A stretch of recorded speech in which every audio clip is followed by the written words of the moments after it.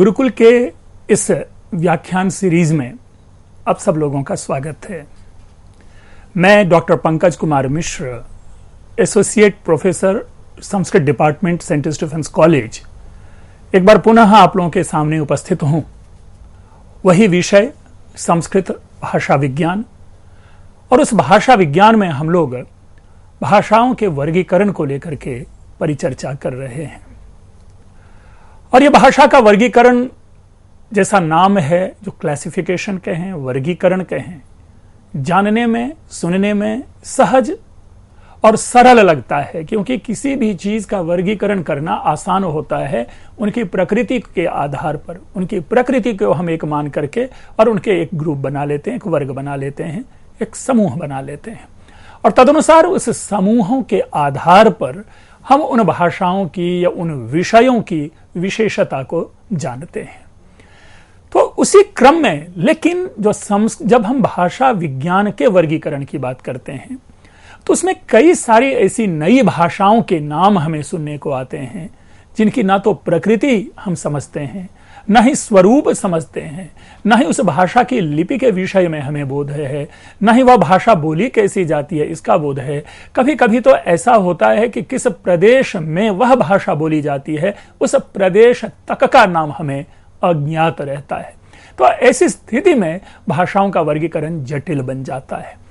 लेकिन हम अपनी सुविधा की दृष्टि से, आप लोगों की समझ को बढ़ाने की दृष्टि से, तदनुरूप हम यहां पर विषय को लेकर के उपस्थित हैं। मित्रों, हमने इससे पूर्व भाषा का वर्गीकरण जब किया था तो दो रूपों में बांटा था, एक आकृति मूलक और एक पारिवारिक मूलक। आकृति मूलक में हमने अर्थ तत्व, संबंध तत्व, उनकी संरचना, उनकी प्रकृति, उनके स्वरूप, उनकी धातु, उनके प्रत्यय, उनके उपसर्ग आदि सारे विषयों के आधार पर हमने भाषा का वर्गीकरण समझा था, जिसमें याद हो श्लिष्ट योगात्मक, प्रश्लिष्ट योगात्मक, अश्लिष्ट योगात्मक जैसे कठिन शब्द और कठिन व्याख्या को भी हमने समझा था कठिन उदाहरणों के माध्यम से। लेकिन उससे भिन्न पारिवारिक वर्गीकरण है। यूं तो पारिवारिक वर्गीकरण को अगर आप ध्यान दें तो इनको जीनियोलॉजिकल और हिस्टोरिकल इंग्लिश में नाम दिया गया है। हम इसे कभी कभी भौगोलिक वर्गीकरण भी कह सकते हैं, और हमें कहना चाहिए ये मेरा अपना मंतव्य है, ये मेरी अपनी सोच है। क्यों? क्योंकि ये जो परिवार का निर्माण होता है, इन परिवार को जब भाषाई दृष्टि से हमारे सामने प्रस्तुत किया जाता है तो उनका नामकरण ही उनके भूगोल के आधार पर किया गया है, उनके ज्योग्राफी के आधार पर किया गया है। उनमें भाषा की प्रकृति या भाषा के स्वरूप या भाषा की संरचना की दृष्टि से उसका वर्गीकरण प्राप्त नहीं होता। इसीलिए हमने कहा कि इसे अगर भौगोलिक वर्गीकरण भी कहें तो वह अनुचित नहीं होगा। ऐसे में अब देखते हैं कि पारिवारिक वर्गीकरण को जो अभी हम लोगों ने जाना है, और ये पारिवारिक वर्गीकरण में आप भी देखेंगे कि स्थानिक समानता, शब्दों की समानता, व्याकरण साम्य, ध्वनि साम्य आदि बिंदुओं के आधार पर हम इसका वर्गीकरण करते हैं। जैसे ही हमने कहा स्थानिक समानता, वैसे ही वह ज्योग्राफी की, भूगोल की व्याख्या करता प्रतीत होता है, क्योंकि स्थान क्या है? स्थान भी एक भूगोल से संबद्ध है। हम एक परिधि बना लेते हैं। आज भी हम लोग अपनी भाषा में प्रयोग करते हैं, भाई ब्रज प्रदेश, अवधि प्रदेश।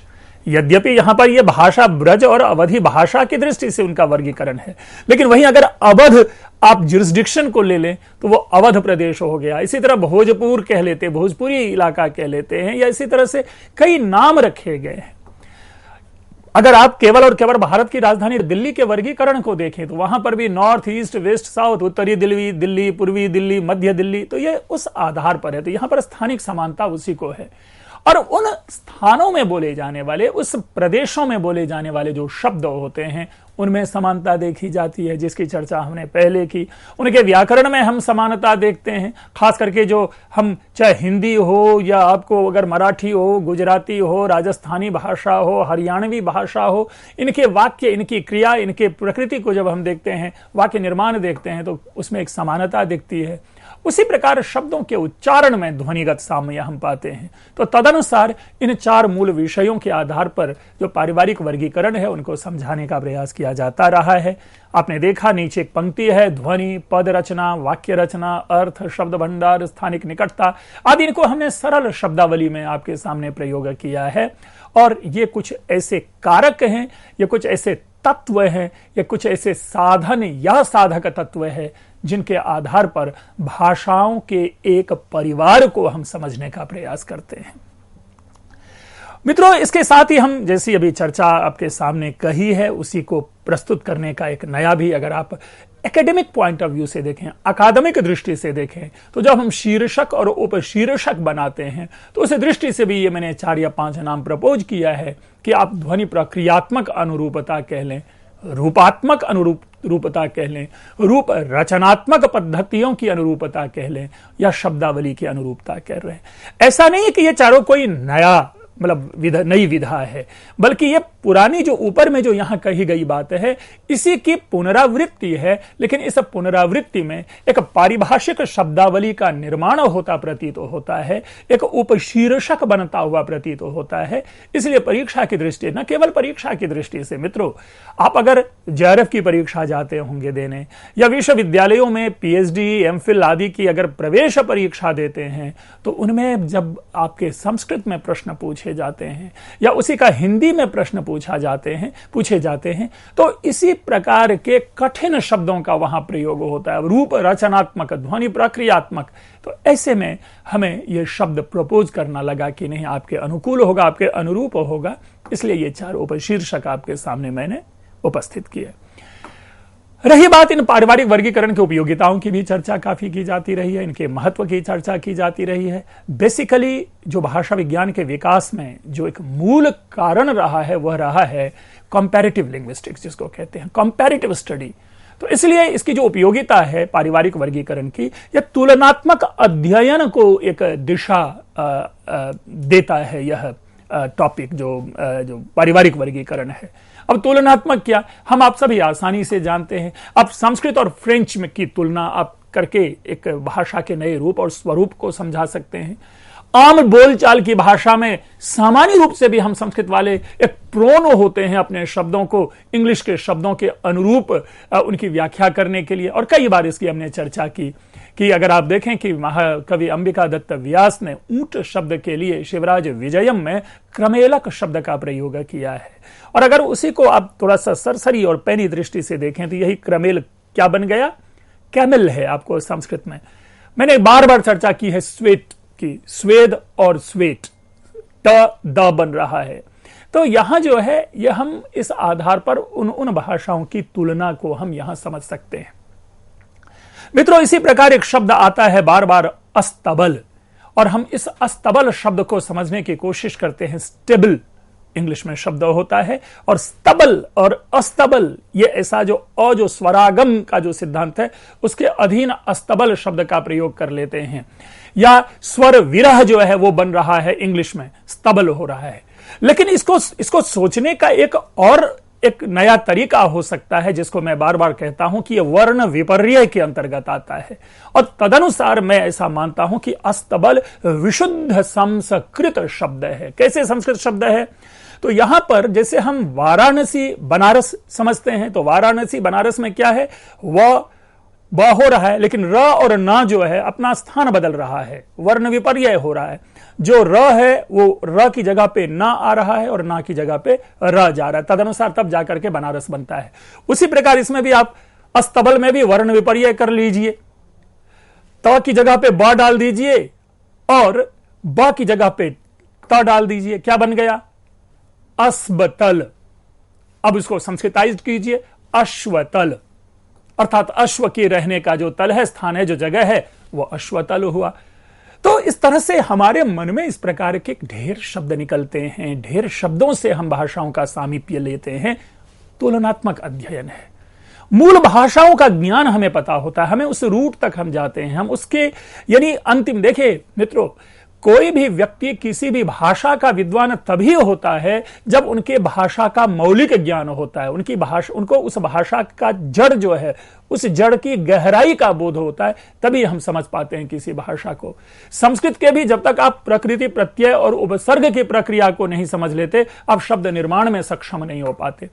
तो मूल भाषा का ज्ञान मिलता है इस समय पारिवारिक वर्गीकरण के आधार पर, और साथ ही इसके आधार पर एक इंपैक्ट, एक सोशल इन्फ्लुएंस भी हम देखते हैं पारिवारिक वर्गीकरण के अंतर्गत। वो है विभिन्न समुदायों में एकता, कि इसके माध्यम से इस भाषाई जो कह सकते हैं समानता के आधार पर हम समुदायों की भी एकता हम पाते हैं। और इस तरह से कई हमारे यहां मुहावरे हैं, चाहे वो किसी प्रदेश के दो लोग एक भाषा मिलने वाले कहीं मिल जाते हैं तो वो मित्र बन जाते हैं, वो केवल समुदायों की एकता को सुनिश्चित करती है यह पारिवारिक भाषा। मित्रों, जैसा हमने कहा कि भौगोलिक आधार पर, लेकिन उससे पहले कुछ विषय को समझना बहुत जरूरी है। इक्वली इंपॉर्टेंट है टू नो कि विश्व में कितनी भाषा है, विश्व में कितने भाषा बन सकते हैं, उनकी कितनी क्या व्याख्या हो सकती है, क्योंकि साम्य के आधार पर या असाम्य के आधार पर या अर्ध साम्य के आधार पर, या आप यूं कहें कि शुद्ध, अर्ध शुद्ध, अशुद्ध, इन सारे भाषाई विश्लेषण के आधार पर हम भाषा को समझने की कोशिश करते हैं, और तदनुसार जाकर के हम पाते हैं कि भाषाओं की संख्या कितनी है। यद्यपि बार बार इसके विषय में हमें कहना पड़ेगा, मैं कहता रहूंगा क्योंकि आज कई बार बार हमें कहना पड़ेगा कि हमें इन परिवार की भाषाओं का पूरा ज्ञान नहीं है, परिवार की भाषाओं का पूरा ज्ञान नहीं होना। तो इसी से एक यूनिवर्सल निष्कर्ष हम निकाल लेते हैं, कंक्लूजन ड्रॉ करते हैं कि इसी प्रकार विश्व की सारी भाषाओं का हमें पूरा ज्ञान नहीं हो पाता। लेकिन एक निश्चित समय पर फ्रेंच एकेडमी, जो कि भाषा वैज्ञानिक विषय को आधार बना करके एक अकादमी है जिनका नाम है फ्रेंच एकेडमी, उन्होंने एक निष्कर्ष निकाला था। तदनुसार उन्होंने कहा था कि 2796 जो है वो भाषा बोली जाती है। अब 2796 भाषा के आधार पर अब दूसरी ओर देखिए, अगर आप 1971 की जनगणना को पढ़ें, मैं 1971 की बात कर रहा हूं, आप 2001 से उनकी कंपैरिजन कर लीजिए। 1971 की जनगणना में कई लोगों ने जब जनगणना हुआ तो 3000 ऐसी भाषा चिन्हित थी जिस 3000 को लोगों ने मातृभाषा के रूप में रिकॉग्नाइज किया था। अर्थात पूरे भारतवर्ष में केवल 1971 की जनगणना के अनुसार 3000 लोगों को मातृभाषा कहा। यह अलग विषय है कि जनगणना अधिकारियों ने या भाषा विशेषज्ञों ने उस 3000 में से 1326 या 1328 लगभग भाषाएं थी जिनको कि पूर्ण रूपेण मातृभाषा के रूप में माना। अर्थात केवल भारतवर्ष मात्र में 3000 ऐसी भाषा है जिनके लिए व्यक्ति अधिकार पूर्वक कहता है कि मैं अमुक भाषा बोलता हूं।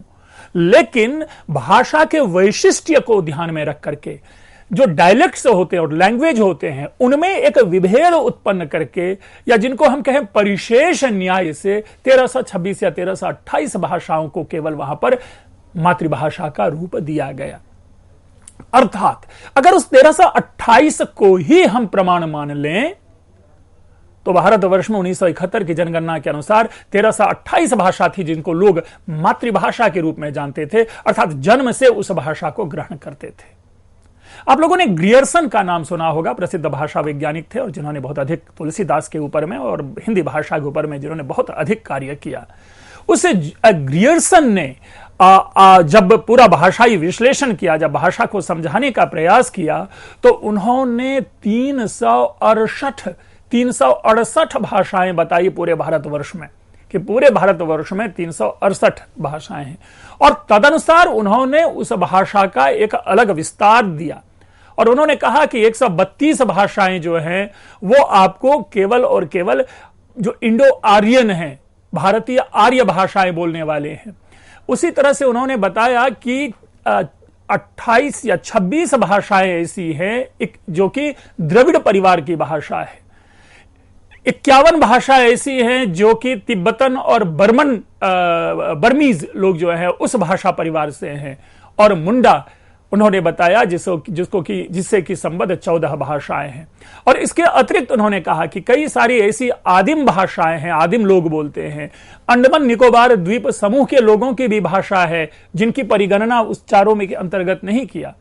अर्थात जब भाषा का वर्गीकरण करते हैं ग्रियर्सन, तो वो ग्रियर्सन कहते हैं कि पूरे भारतवर्ष की भाषा को 4 भागों में बांटा जा सकता है, और वह एक है भारतीय आर्य भाषा। दूसरा परिवार उन्होंने कहा तिब्बत बर्मीज, तीसरा इन्होंने कहा द्रविड़, और चौथा परिवार बताया आग्नेय या मुंडा भाषा परिवार। और तदनुसार इन चारों भाषा परिवारों का विश्लेषण करते हुए उन्होंने इन प्रकार से भाषाओं को चिन्हित किया कि इस वर्ग की अमुक भाषा है, उक्त वर्ग की अमुक भाषा है। इसी प्रकार अगर हम वर्ल्ड लिंग्विस्टिक्स को माने, अगर पूरे विश्व के भाषा परिवार को ध्यान में रखें, तो विश्व के प्रसिद्ध भाषा वैज्ञानिकों ने भौगोलिक वितरण के आधार पर जो ज्योग्राफिकल डिस्ट्रीब्यूशन है, जिनकी मैं बार बार चर्चा करता रहा हूं, इससे पूर्व की व्याख्या में भी मैंने ज्योग्राफिकल डिस्ट्रीब्यूशन की चर्चा की, तदनुसार उन्होंने अमेरिका खंड, अफ्रीका खंड, यूरेशिया खंड और प्रशांत महासागर खंड, ये 4 प्रकार के वर्ग को हमारे सामने प्रस्तुत किया। मित्रों, जब हम ये बात करते हैं तो इसे हम कहते हैं कि ये मोटा मोटी 4 प्रकार की भाषा है, अमेरिका खंड, अफ्रीका खंड, यूरेशिया खंड और प्रशांत महासागर खंड। यानी अमेरिकन जोन होगा, अफ्रीकन जोन होगा, यूरेशिया यानी यूरोप और एशियाई जोन होगा, और प्रशांत महासागर जिसको क्या पैसिफिक ओशन है उसके इर्द गिर्द जो बोली जाने वाली भाषा है, उस आधार पर इन्होंने 4 मोटा मोटी वर्गीकरण किया। लेकिन एक चीज और आप जान लें कि इस भाषा परिवार को केवल हम 4 के मध्य नहीं, ये तो 4 अपनी सुविधा से 4 प्रकार का वर्गीकरण किया, लेकिन विद्वानों में एक मत नहीं है। कोई 12 प्रकार के वर्गीकरण करते हैं, कोई 26 प्रकार के वर्गीकरण करते हैं, और ऑल टुगेदर 26 प्रकार के भाषा परिवार तक को हम लोग भाषा वर्ग को हम लोग चिन्हित करते हैं, और जिसकी संख्या आज मैं यहां आपको बताऊंगा कि ये 26 कैसे और किस प्रकार से हो रहे हैं। मित्रों, अब इसमें देखिए विरोध है। फ्रेडरिक म्यूलर हुए हैं जिन्होंने 100 भाषा परिवारों की संख्या बताई है। कुछ अन्य भाषा वैज्ञानिक है जो कि 250 प्रकार की भाषाओं का वर्गीकरण करते हैं। अगर भारतीय भाषा वैज्ञानिक के ढंग से देखने की कोशिश करें तो पूरे विश्व की भाषा को धीरेन्द्र वर्मा जी हैं, ये भी प्रसिद्ध भाषा वैज्ञानिक हैं, जो 12 प्रकार की भाषा परिवारों की संख्या बताते हैं। और देवेंद्र नाथ शर्मा जी, जिसकी चर्चा हम बार बार करते आ रहे हैं कि ये भारत के एक अच्छे मान्य भाषा वैज्ञानिकों में, मान्य विद्वान, संस्कृत के मान्य विद्वान में से हैं। देवेंद्र नाथ शर्मा जी 18 प्रकार के भाषा परिवारों की चर्चा करते हैं। तो यहां पर भी हम देख पा रहे हैं, हमने फ्रेंच एकेडमी की बात की, हमने ग्रियर्सन की बात की, हम यहां पर भी देख रहे हैं फ्रेडरिक म्यूलर की बात कर रहे हैं, और जिस मैंने 12 से 26 प्रकार की भाषा की बात की है वो आप लोगों ने नाम सुना होगा, लुई एच ग्रे। उन्होंने यहां तक कहा कि ये 12 से 26 प्रकार की भाषा हम समझ सकते हैं, भाषा के परिवारों को समझ सकते हैं। तो मित्रों, इस प्रकार से आप स्वयं निर्णय ले सकते हैं कि कोई एक मान्य रूप या मान्य स्वरूप नहीं है कि भाषा के परिवार को हम किस प्रकार से बांधें, किस प्रकार से बांटें।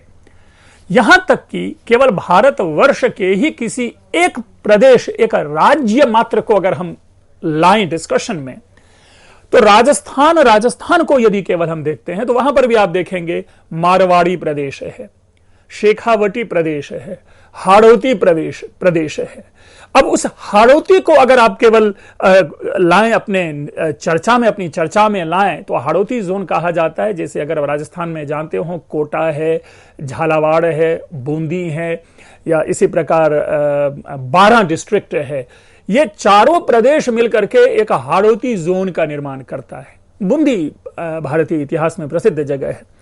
अब यहां पर भी आप पाएंगे कि जो हाड़ौती 12 में बोली जाती है वो हाड़ौती कोटा में नहीं बोली जाती, जो हाड़ौती कोटा में बोली जाती है वो हाड़ौती आपको बूंदी में या झालावाड़ में नहीं बोली जाती। अर्थात एक ही भाषा पर यदि हम ध्यान दें तो उनके भी अलग अलग रूप स्वरूप निकल आते हैं। अर्थात हाड़ौती भाषा परिवार अपने आप में एक भाषा परिवार का निर्माण कर लेता, लेकिन चूंकि यह सूक्ष्म वर्गीकरण है, हमारा केवल यहां पर कहने का अर्थ यह है कि भाषाई वर्गीकरण के विषय में यदि विद्वानों में ऐक्य का प्रयास किया जाए, अगर एकता का प्रयास किया जाए, तो यह संभव नहीं है। संभव क्या है? हम संभावना को संभव बनाते हैं और उसी संभावना की दृष्टि से जो सामान्य ये है, ये संभव रूप, संभवतः ये 4 प्रकार के वर्गीकरण किए गए हैं। आम भाषा में हम जिसे कहते हैं मोटा मोटी, तो ये मोटा मोटी जो है 4 प्रकार का वर्गीकरण आपके सामने प्रस्तुत किया जा रहा है और इन्हीं भाषा परिवार के अंतर्गत आने वाली भाषाओं का विश्लेषण, उनका वर्गीकरण, उनकी विशेषता को हम समझेंगे, तब जाकर के हम विश्व की भाषा का पारिवारिक वर्गीकरण समझ पाएंगे। लेकिन मित्रों, इसके साथ यह भी जानना जरूरी है, क्योंकि हमारा विषय है संस्कृत भाषा विज्ञान, तो इन्हीं 4 में से किसी एक वर्ग में संस्कृत भाषा आएगी और संस्कृत के आधार पर की समानता के आधार पर एक अन्य उपवर्ग का निर्माण होगा, जो उपवर्ग आप लोग सभी जानते हैं कि भारोपीय भाषा परिवार के रूप में भाषा विज्ञान में चिन्हित है, अर्थात इंडो यूरोपियन लैंग्वेज कह के उनको चिन्हित किया गया है। और तदनुसार हम लोग, हमारा जो असली फोकस है अपने लेक्चर का, वो इंडो यूरोपियन लैंग्वेज के ऊपर होगा, तभी संस्कृत के साथ न्याय होगा, तभी संस्कृत भाषा विज्ञान को हम समझ पाएंगे।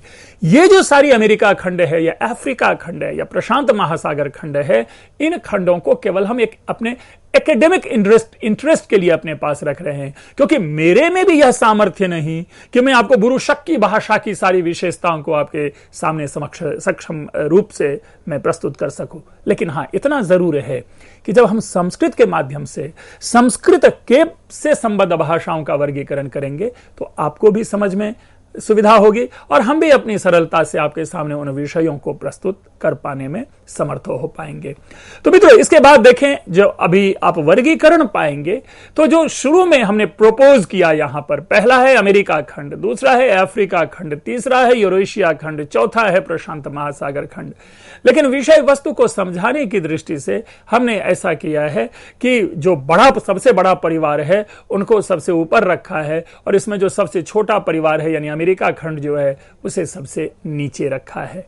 और तदनुसार आप देखेंगे कि यहां पर जो इस यूरेशिया खंड है, इस यूरेशिया खंड के अंतर्गत आप देख पा रहे हैं कि लगभग ये 10 प्रकार की भाषाएं चिन्हित है, 10 प्रकार का वर्ग चिन्हित है, भाषा नहीं, वर्ग। ये भी अपने आप में वर्ग है, हम इसे कह सकते हैं कि ये उपवर्ग है। यूरेशिया एक वाइडर हुआ, एक लंबी ज्योग्राफी हुई ये, और उस यूरेशिया के अंतर्गत जितने भी भाषाएं हैं और भाषा के अनुसार जो समानता के आधार पर जो परिवार का निर्माण होता है, उनको यहां पर 10 प्रकार से प्रस्तुत किया गया। तदनुसार देखिए, पहला है भारत यूरोपीय, जिसकी चर्चा अभी हमने की है। दूसरी भाषा है द्रविड़, तीसरी है बुरुशक्की, इसकी भी हमने चर्चा की थी। फिर है यूराल और आल्टिक, उसके बाद आप पाएंगे काकेशी। मित्रों, ये केवल इंटरेस्ट के लिए है, ये नाम समझना जरूरी है। नाम इसलिए समझना जरूरी है, आप लोग सभी छात्र हैं, कुछ विशेषज्ञ भी होंगे, कुछ नई बातें आपके सामने आएंगी, कोई पृष्ठपेषण होगा, लेकिन बार बार विषय को सुनने से ये नाम हमारे स्मरण में आते हैं। अन्यथा बुरुशक्की या काकेशी या Ural Altaic, it is just difficult to recall immediately, इसीलिए इसे समझना, इसको जानना जरूरी है। चीनी भाषा तो सतत हमारे साथ समानांतर रूप में ये आती रही है, क्योंकि जब हम लोगों ने आकृति मूलक वर्गीकरण पढ़ा था तो उसमें चीनी भाषा को कॉन्टिन्यूसली हमने बार बार व्याख्या में आप लोगों के सामने प्रस्तुत किया था। जापानीज और कोरियन, ये जो जापानी और कोरियाई भाषा एक वर्ग है, इस विषय में भी लोगों में मतैक्य है, मतैक्य नहीं है। कुछ लोग जापानी एक अलग फैमिली मानते हैं, कोरियाई अलग फैमिली मानते हैं। दूसरे शब्दों में कि जापानीज और कोरियन ये अलग अलग भाषा परिवार है, लेकिन कुछ लोग इसे क्या है, अत्यंत सरलता से समझने के लिए इसे एक के साथ ही इनको कर दिया गया है। वैसे भी हम आप सभी जानते हैं कि लिपि की दृष्टि से दोनों भाषा में एक विशिष्ट साम्य हमें लिपि के अंतर्गत दिखाई देता है। एक है अत्युत्तरी भाषा, इसको भी जानेंगे, अत्युत्तरी, वैसे ये संस्कृत टर्म है, अति उत्तरी, ठीक है, एक्सट्रीम नॉर्थ के रूप में। फिर है बास्कन, ये जो बास्क है, ये भी एक भाषा परिवार है। सामी और हामी, मित्रों, आम भाषा में भी लोग वर्ड यूज करते हैं सेमेटिक, तो वही सामी जो है उसी सामी और हामी को सेमेटिक और हेमेटिक भी कहते हैं। और यहां पर भी लोगों में एक मत नहीं है। सेमेटिक और हेमेटिक इन दोनों को भी लोग अलग अलग भाषा परिवार मानते हैं। खैर, हम इसे आगे इन सारी भाषाओं के वर्गीकरण को और सारी भाषाओं की विशेषताओं की भी, भाषा परिवार की विशेषता को भी जानने की कोशिश करेंगे। सारी भाषाओं की विशेषताओं को बता पाना तो इट्स जस्ट डिफिकल्ट कि अगर 3000 भाषा है तो 3000 भाषा की विशेषता बताने का मतलब ही अपने आप में एक बड़ा ही कह सकते हैं कि ये टेढ़ी खीड़ होगी। लेकिन यथासंभव जिस किसी भी भाषा का जिस किसी भी वर्ग से संबंध होगा और वो भाषा अगर हम आप बोलचाल में या संस्कृत के माध्यम से समझ पाएंगे तो उनकी विशेषताओं को भी यहां पर हम रखेंगे। लेकिन सबसे पहले हम जैसे द्रविड़ भाषा परिवार की बात की है, तो द्रविड़ भाषा ये भारतीय उपमहाद्वीप कह ले उसके अंतर्गत की भाषा है। आप कहेंगे कि भारतीय उपमहाद्वीप हमने यह शब्द क्यों प्रयोग किया, क्योंकि ये तो मूलतः 4 है, कर्नाटक, केरल, आंध्र प्रदेश और तमिलनाडु। आंध्र प्रदेश को भी आप उसमें जोड़ लीजिए, तेलंगाना, यानी 5 मूल रूप से 5 राज्य है जहां पर यह द्रविड़ परिवार है। तो ये तो भारत की भी नहीं, हमें जब हम भारतीय उपमहाद्वीप कहते हैं, इंडियन सब कॉन्टिनेंट की बात करते हैं, तो श्रीलंका भी उसमें समाहित है। और आप लोग सभी जानते हैं कि श्रीलंका में भी जो तमिल भाषा है जो बोली जाती है, इसीलिए हमने भारतीय उपमहाद्वीप कहा। या इसी प्रकार जब हम बहुरूपीय भाषा परिवार में आएंगे तो बहुरूपीय भाषा परिवार में जब हम इंडो आर्यन लैंग्वेज की चर्चा करेंगे, इंडो आर्यन लैंग्वेज से मतलब है कि देखिए इंडो आर्यन क्यों कहा जाता है इसे भी हम समझ लें। ये अ टाइप ऑफ इंडिया का जो है 2 तरह से डिवीजन किया जाता है, एक द्रविड़ और एक आर्यन डिवीजन। जो नॉर्थ इंडियन जो भाषा आती है सामान्यतया उसे हम लोग इंडो आर्यन कहते हैं, भारतीय आर्य भाषाएं कहते हैं, और उससे भिन्न जो है वो द्रविड़ भाषा कहते हैं। मित्रों, यहाँ किसी भी प्रकार के ऐसी राजनीतिक विरोध की दृष्टि से इसकी चर्चा हम लोग नहीं करेंगे, बल्कि ये मूलतः भाषाई प्रकृति के आधार पर ये इंडो आर्यन और द्रविड़ नामक जो है ये वर्गीकरण है, अन्यथा इसमें कोई दोष नहीं है। हमने बार बार अपनी चर्चा में यह भी समझाने का प्रयास किया है कि द्रविड़ जो भाषा परिवार है उनके शब्द जितने आपको संस्कृत से मिलते हैं उतना तो किसी अन्य हिंदी के भी उतने नहीं मिलते होंगे। क्यों? क्योंकि द्रविड़ भाषा परिवार में जो संस्कृत के शब्द प्रयोग में आते हैं वो अपनी प्रकृति को साथ लेकर के चलते हैं, यानी हम वहां पर छूटते ही समझ जाते हैं उस भाषा में कि अमुक भाषा में यह शब्द जो है यह हमारे पास विद्यमान है, यह हमें प्राप्त होता है। मित्रों, इसके बाद जैसा कि हम आप सभी जानते हैं, ये एक ब्रॉड पिक्चर आपके सामने हमने प्रस्तुत किया जिसमें केवल अभी इंट्रोड्यूस हमने किया है यूरेशिया खंड की भाषा को। इसके बाद हम अपनी दूसरी परिचर्चा में, जो इसके आगे की बाद की परिचर्चा होगी, उसमें हम अन्य भाषाई खंड, अन्य भाषा परिवार को जो भौगोलिक वर्गीकरण है उनके केवल उदाहरणों को, उनकी भाषाओं को जानेंगे। संभवतः नहीं कि आज हम विशेषताओं को समझ पाए, तो आप प्रतीक्षा करें, अगले व्याख्यान की प्रतीक्षा करें। मैं समझता हूं कि इसके माध्यम से जो एक आउटलाइनिंग ऑफ जो लैंग्वेज क्लासिफिकेशन है वो आपके सामने पारिवारिक रूप में उपस्थित हुआ है। इसे आप सुने, इस पर टिप्पणी करें। आप लोगों ने ध्यानपूर्वक सुना, आप लोगों का बहुत बहुत धन्यवाद।